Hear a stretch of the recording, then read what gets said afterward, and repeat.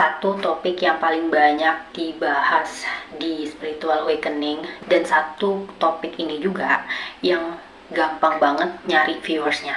Karena entah kenapa orang-orang itu kayak tenggelam terlalu dalam dengan narasi ini, yaitu twin flame. Kayaknya dari tahun lalu ya, entah Oktober atau November tahun lalu, itu aku momen dimana aku ketemu banyak banget konten-konten twin flame, entah yang dari Indonesia dan entah yang dari luar. Dan yang paling menggelitik adalah ketika aku ketemu sama konten luar yang di profilnya dia bilang kalau mereka itu twin flame.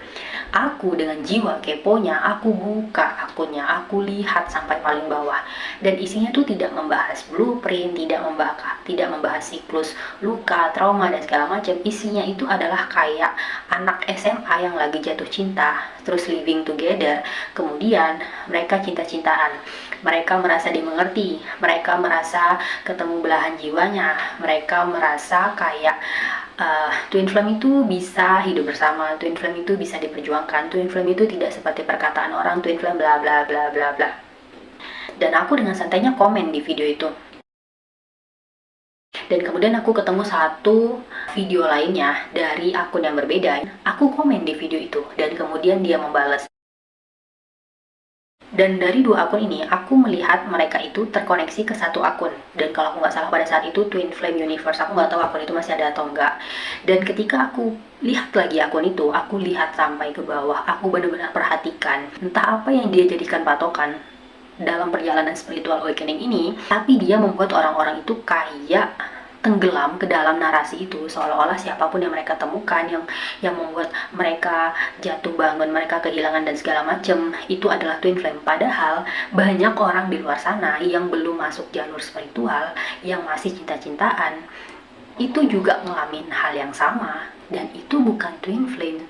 Jadi akhirnya aku menarik kesimpulan kalau jalur koneksi ini seperti sedang disusupi oleh ilusi-ilusi yang mencoba untuk membuat orang-orang itu terjebak dalam koneksi ini, membuat orang-orang itu merasa spesial ketika mereka ketemu dengan koneksi ini.